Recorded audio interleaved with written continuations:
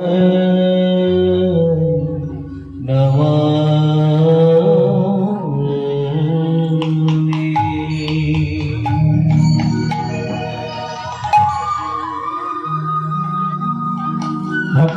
ভক্তবতী ভাই যে বন্দনাখানি আমরা আস্বাদন করব, এই বন্দনাখানি যিনি রচনা করেছেন তিনি হলেন গৌড়ীয় প্রতিষ্ঠাতা শিল ভক্তিবিনোদ ঠাকুর মহাশয়।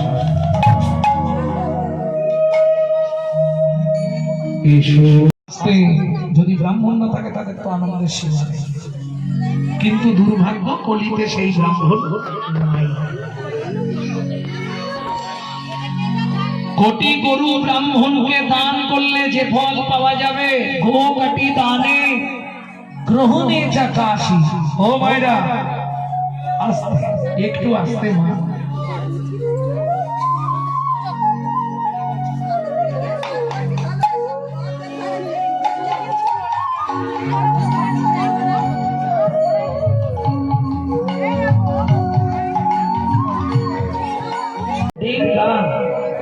মানে ডিঙা চালাই আবার শিখুন কি গো, কোথায় যাবে তীর্থে? গয়া, কাশী, মথুরা, বৃন্দাবন কোথায় যাবে?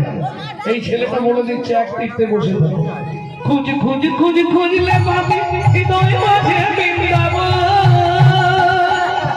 খুঁজ খুঁজ খুঁজ খুঁজলে পাবি হৃদয় মাঝে বৃন্দাবন। তাই শোনো, আমার মতো তোমরাও এখন থেকে, তিনি তো একটা কাগজ নিয়ে বেরোন, এরকম 20-30 জনের লিখতে হবে। একজনের জন্য টাকা দেবে একটা ডিউটির জন্য, আজকে এখানে কাল। কিন্তু বলে দে, শোনো মা, তুমি আমার দাঁড়টা ছেড়ে দাও। আমি শেষবারের মতো তোমাকে অনুরোধ করছি। যখনই বলেছে দাঁড়টা ছেড়ে দাও, অনুরোধ করছি, মা অমনি বিধাতার পাটা ধরে ফকাস ফকাস করে মাথাটা ঘুরছে, এত মাথা ঘুরছে মাথাটা ফেটে যাবে। বিধাতা পুরুষ মাথায় হাতটা রেখে বলছে, মা ওঠো, আমি বলছি তুমি ওঠো। কি লিখলে আমার ছেলের কপালে? শুধু এইটুকু আমাকে তুমি শুনিয়ে দিয়ে চলে যাও। শোনো মা, তোমার ছেলের কপালে আমি লিখেছি 12 বছর বয়সে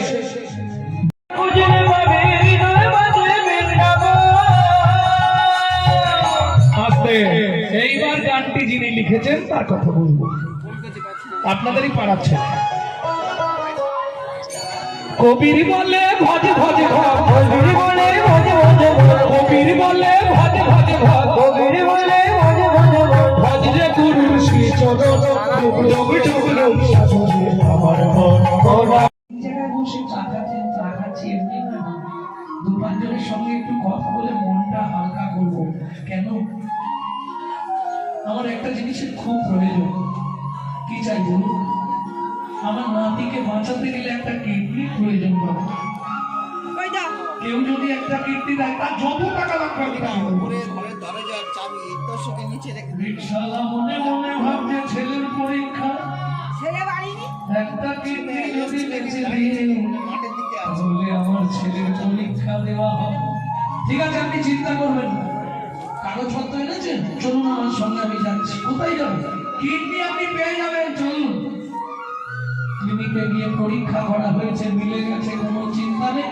বললে 2 লাখ টাকা দিয়ে একটা কিডনি আপনি পেয়ে যাবেন। কে দেবে? আমি দেবো। সত্যি? তুমি দেবে? তাহলে আমার নাতিটা বাঁচবে, একটাই মাত্র ছেলে। যদি চিন্তা করবেন না। ভক্তমণ্ডলী ভক্তিমতী মায়েরা, আপনি যা করবেন তার পার্শ্ব প্রতিক্রিয়াটা বাচ্চার উপর আসবে। যদি সন্তান গর্ভে থাকাকালীন আপনি প্রত্যেকদিন সিরিয়াল দেখেন, তাহলে ওটা সিরিয়াল বাচ্চা জন্মাবে। একদম বাস্তব বলে দিচ্ছি।